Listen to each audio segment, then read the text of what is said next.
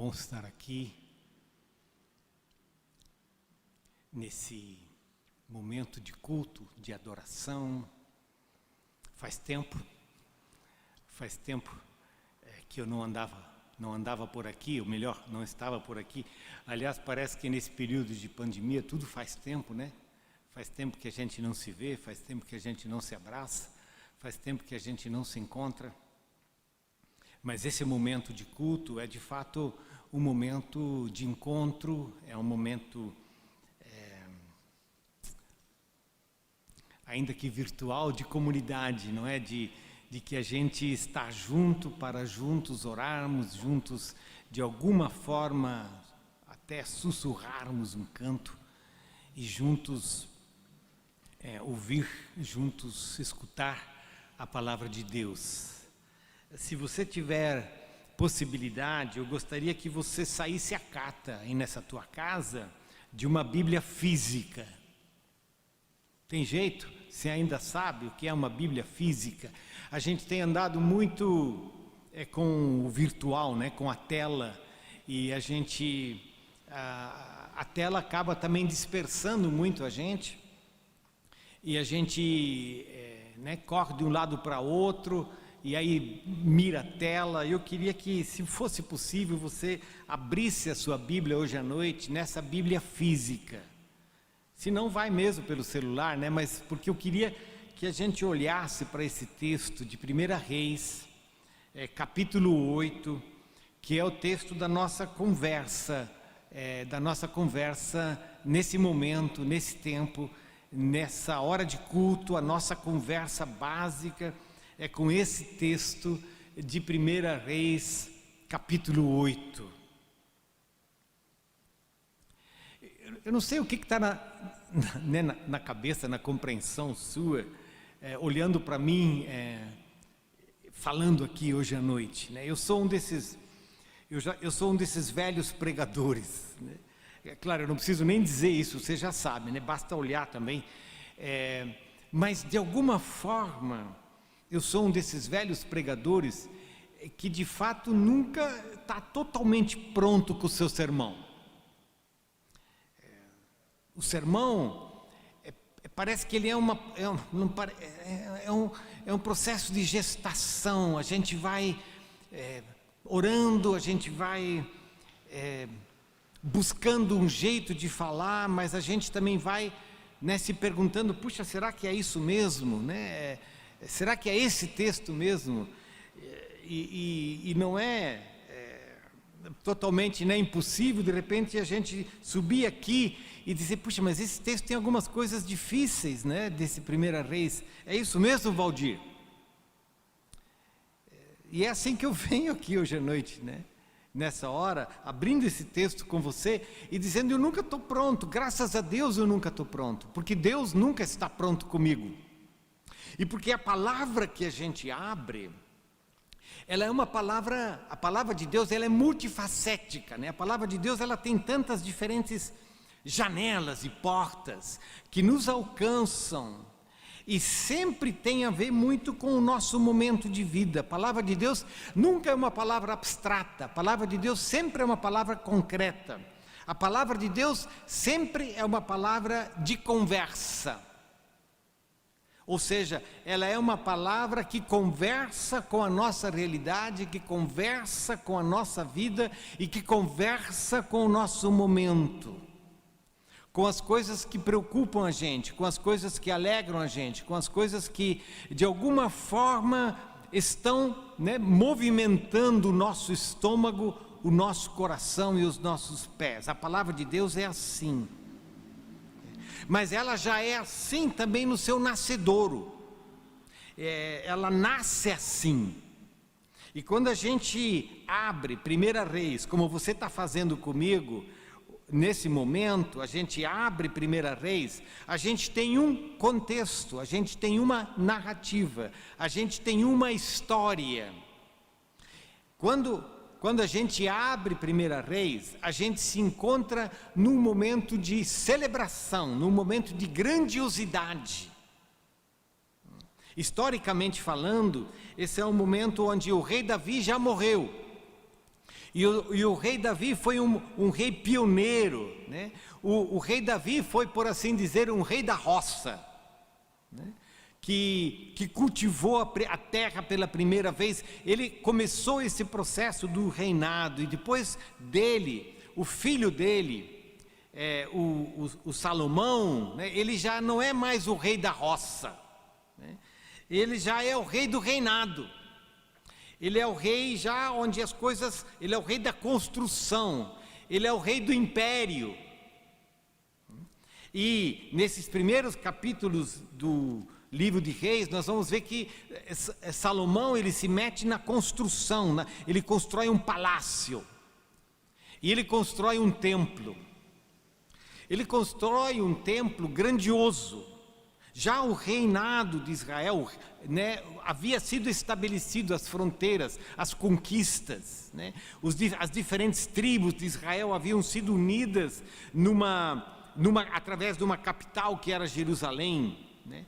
E ali, esse povo que havia sido muito um povo peregrino, que havia sido um povo no deserto, que havia sido um povo que havia vivido esse período tribal, e que havia constituído um reinado com Davi, e agora ele começa a ser um povo que constrói. Então é um momento de sedimentação, também é um momento de grandiosidade, né? É um momento ambíguo na história do próprio povo de Israel, mas um momento de muita afirmação.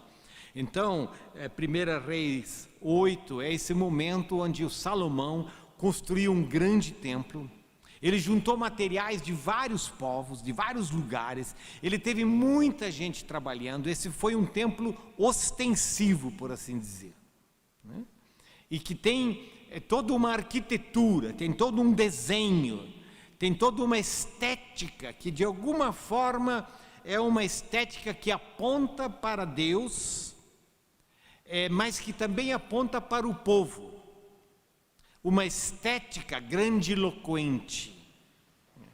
E ele se põe, por assim dizer, o rei Salomão, ele se põe, né, na sua plataforma, no seu pedestal. Ele é o rei. E ele saúda o povo. E ele faz uma oração.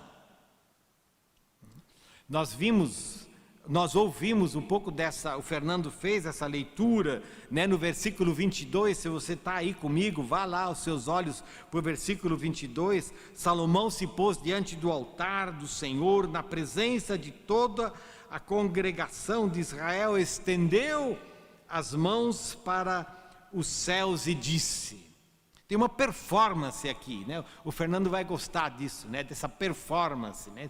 Tem uma performance onde o Salomão se coloca diante de todo o povo está reunido e ele, né, na presença de todos, ele estende as mãos aos céus num sinal, numa eloquência, e então ele começa uma oração. Ó Senhor, Deus de Israel, não há Deus como tu, em cima dos céus, nem embaixo na terra. Tu guardas a aliança e a misericórdia aos teus servos que de todo o coração andam diante de ti.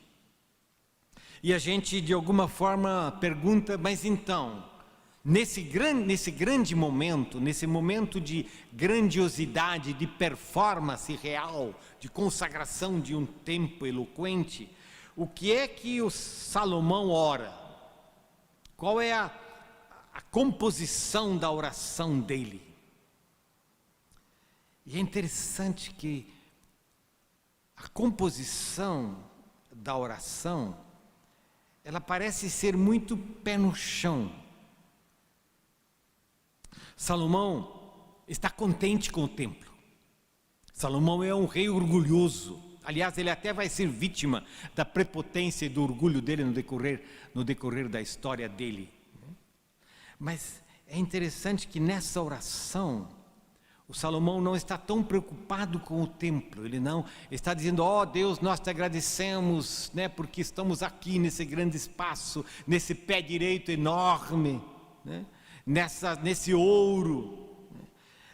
Salomão está orando por algumas outras coisas. Eu queria que você, junto comigo, indo ao versículo 35, a gente pudesse passar um pouco por alguns dos aspectos dessa oração de Salomão, quando o céu se fechar e não houver chuva, por ter o povo pecado contra ti, e ele orar neste lugar, confessar o teu nome e se converter dos seus pecados, depois de o haveres castigado, ouve tu nos céus, perdoa o pecado de teus servos e de teu povo de Israel, ensinando-lhes o bom caminho em que devem andar, e envia chuva sobre esta terra que deste em herança ao teu povo.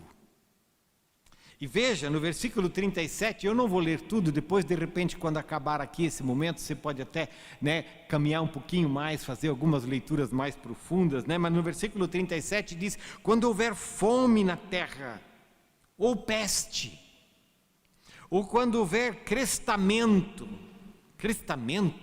eu não conhecia essa palavra, e aí, óbvio, quando eu falo essas palavras que eu não conheço, os meus olhos se levantam para a Cileda, crestamento, e a Cileda disse terra seca, quando houver terra seca, ou ferrugem, gafanhotos e larvas, quando inimigos cercarem as cidades do país, ou houver alguma praga ou doença, toda oração e súplica. Salomão, Samuel de novo não, Salomão continua.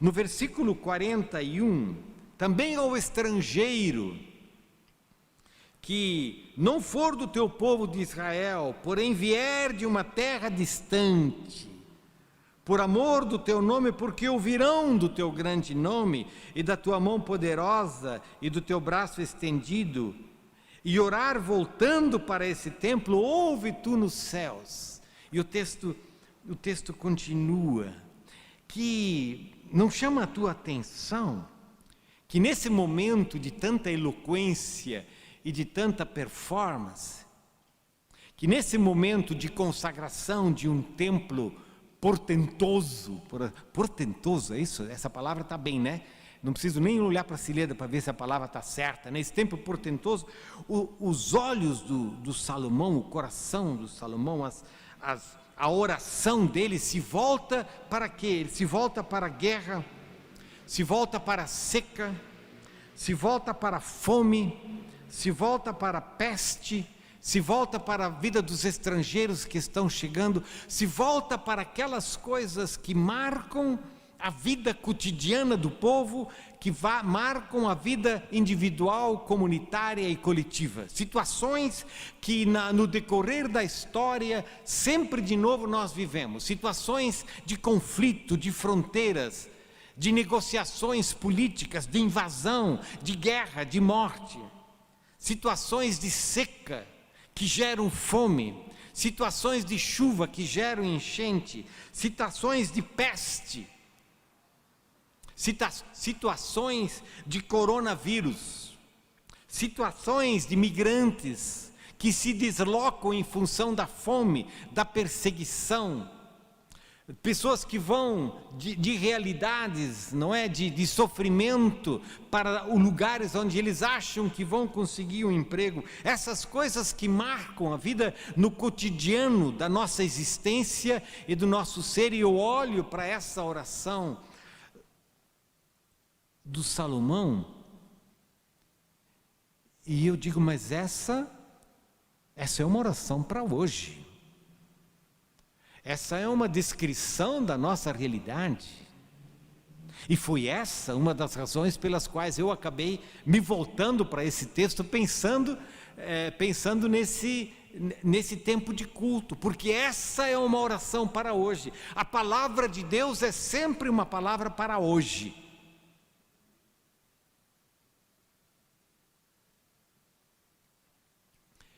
Eu espero que você não tenha esquecido isso nesse período de pandemia, que tem uma palavra de Deus, que tem uma voz de Deus, que tem uma presença de Deus nos momentos, às vezes, nos momentos mais difíceis, eu vou tirar os às vezes, nos momentos de peste, nos momentos de fome, nos momentos de angústia, nos momentos de luta, nos momentos de dor, nos momentos de medo. Você tem passado momentos assim? A tua família tem passado momentos assim? Você perdeu o emprego? O teu salário diminuiu? O reajuste do teu aluguel foi lá para cima, com esse índice tão alto? Você pegou o vírus? Você foi hospitalizado? Você foi entubado? Esses dias, Cileda e eu tivemos a oportunidade de estar com uma pessoa que estava tentando se recuperar, e a narrativa dela dizendo: olha, eu fali, o meu negócio faliu. Eu peguei o coronavírus, eu fui entubada. Depois eu saí, e eu estou tentando reconstruir a minha vida. Salomão, nessa sua oração, coloca diante de Deus a vida como ela é. A palavra de Deus trata a vida como ela é. A fé cristã trata a vida como ela é. A gente não precisa fugir. Aliás, a gente não deve fugir. Deus não nos leva para o mundo da irrealidade. Deus não nos leva para o mundo da fantasia. Deus não nos leva para o mundo de uma experiência zen. Não. Deus suporta a realidade. Deus conhece a realidade. Deus abraça a realidade, porque Ele sabe que nós passamos por ela. E nessa oração de Salomão, nós temos esse encontro entre a realidade que o povo vive, em diferentes estágios e momentos da sua vida, e a presença de Deus, que ela é invocada para dentro dessa realidade. Por isso, uma das palavras mais presentes nessa oração de Salomão é ouve. É como que um grito nasce de dentro do rei. É como que um grito que nasce de dentro dos profetas, dos apóstolos, dos servos de Deus, dizendo: ouve, Senhor, porque está difícil. Ouve, Senhor, porque está pesado. Ouve, Senhor, porque eu não estou dando conta. Ouve, Senhor. E a resposta de Deus é sempre a mesma: eu estou ouvindo. Eu estou ouvindo.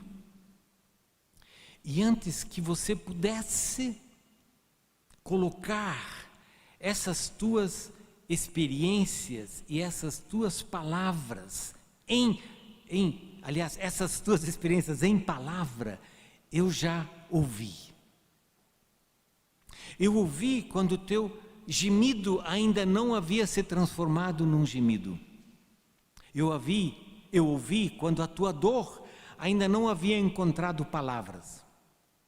Eu ouvi quando os teus olhos ainda não conseguiram se fechar na noite na qual não dormiste. Eu ouvi antes que você tivesse palavras. Eu ouvi antes que você, para usar a palavra do salmista, tivesse nascido. Eu ouvi.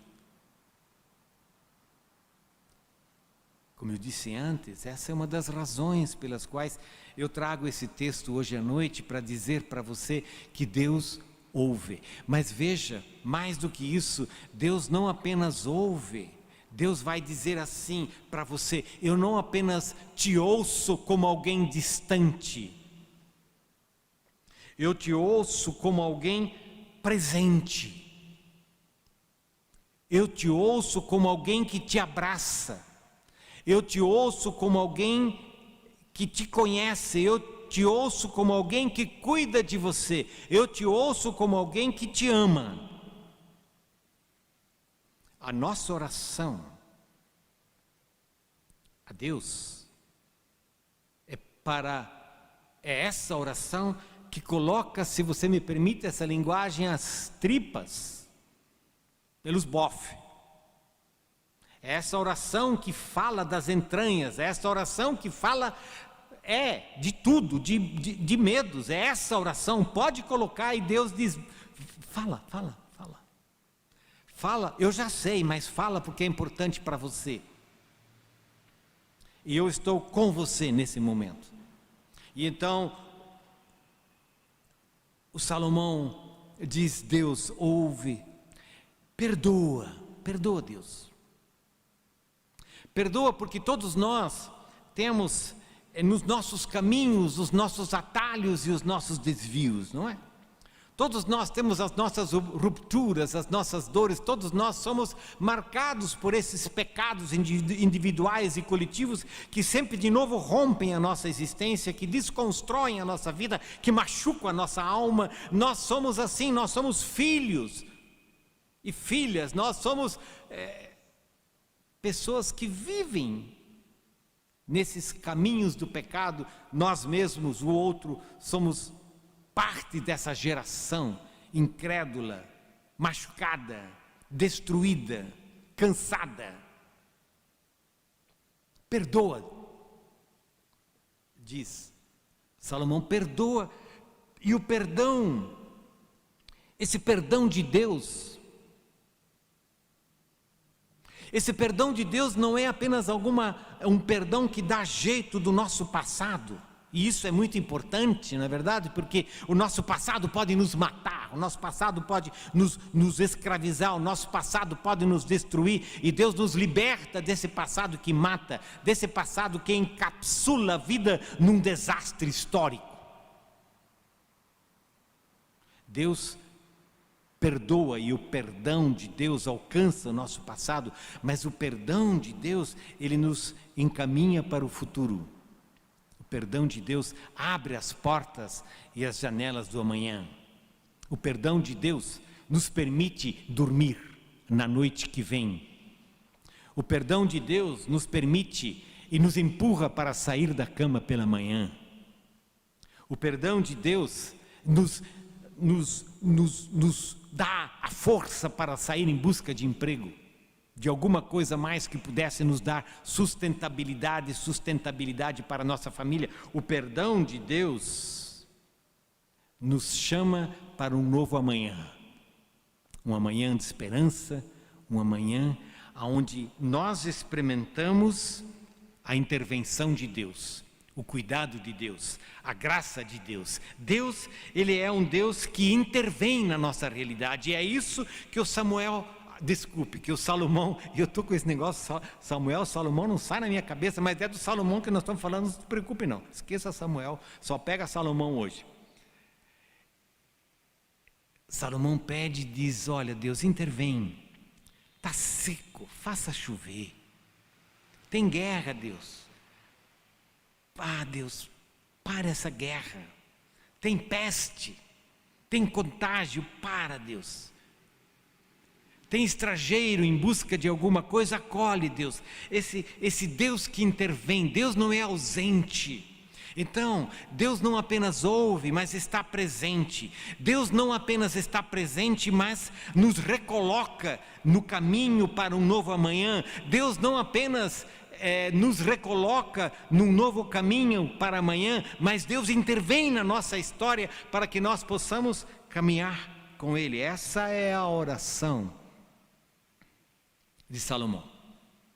Acertei agora, hein Dudu? O Dudu está me olhando aí. Acertei, é Salomão. Essa é a oração do Salomão, mas essa é também a tua oração. Eu convido você para fazer ela com outra linguagem, não é? Com outra performance, com outro contexto. Essa é a oração que coloca diante de Deus a nossa realidade. E nessa oração pede que Deus que Deus nos ouça, e Ele vai dizer: já deu, menino, já deu, menina. Essa é a oração para a qual eu te convido, para o teu hoje e para o teu amanhã. Essa oração do Salomão, ela não é uma oração mágica, não é plim-plim, não é a oração que diz: então, não, Deus não faz esse jogo. Essa não é uma oração transacional, aqui não tem negociação com Deus. Muitas vezes eu pensei nisso, né? Como a nossa relação com Deus é de transação. Deus, se eu fizer isso, você vai fazer isso. Deus, faça isso que eu faço aquilo. Deus, e a gente tem uma relação mágica com Deus, como se Ele fosse um plim-plim, e Deus vai dizer: mas eu não sou plim-plim, eu sou alguém que caminha com você no decorrer da tua história, da tua comunidade, do contexto, e nós nesse caminho você vai experimentar o meu cuidado, e você vai experimentar a minha presença. Então essa oração não é de transação, não é de negociata, mas é de confiança. É uma oração de entrega e é uma expressão de intimidade. O povo de Deus não quer que Deus seja mágico.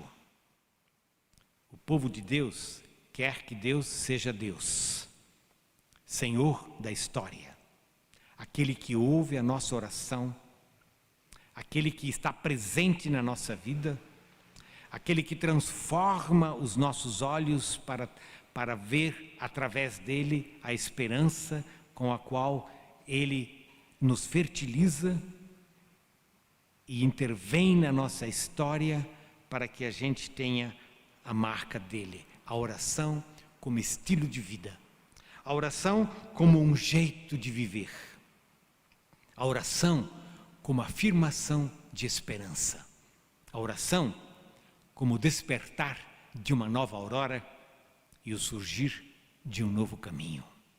A realidade que nós vivemos também hoje, com todas as suas dificuldades, medos, angústia, a realidade em meio a essa pandemia não tem a palavra final sobre a nossa vida, na nossa vida, não determina a nossa vida. Quem determina a nossa vida é o Deus que nos ouve, é o Deus que está presente, é o Deus que intervém na nossa história, é o Deus que vem para caminhar ao nosso lado, conosco, e nos mostrar o caminho pelo qual precisamos andar. Assim que essa oração de Salomão, para além dos sinais do tempo que nós vivemos, é uma oração que eleva os olhos para o eterno. E ao olharmos para o eterno, nos leva a enxergar esse eterno vindo até nós, como Ele o fez em Jesus Cristo, na encarnação de Jesus. Olhamos para o eterno e o eterno olha para nós. Que isso seja verdade para você nessa semana que está iniciando hoje. Mais uma semana onde você vai ter que andar com máscara, mais uma semana onde você vai ter que se cuidar, mais uma semana de distanciamento, mais uma semana onde você de repente vai receber uma mensagem de alguém que foi entubado, ou essa semana que você vai descobrir de repente que você está com o vírus. Nessa semana, você é convidado a olhar para o eterno e saber de que o eterno olha para você, cuida de você e quer levar você para um novo caminho. Deixe a esperança nascer. E a esperança que Deus nos dá, ela nasce em meio à dor e ao medo. A esperança nasce na oração da confiança e da intimidade. Oremos sem cessar. E estaremos marcados pela experiência do Eterno, que olha por nós, cuida de nós e faz nascer em nós a esperança que tem a semente do reino de Deus, a semente que se chama Jesus. Vamos aprender a orar com o Salomão e dizer: Deus, essa é a nossa realidade. Ouve, perdoa e intervenha, porque nós precisamos absurdamente dessa tua presença, desse teu cuidado em nós, conosco, em nosso meio. Boa semana. Senhor, que os nossos olhos, os nossos ouvidos e o nosso coração se abram para esse Deus eterno que está presente aqui em nosso meio. A Ti adoramos e a Ti nos entregamos. Amém?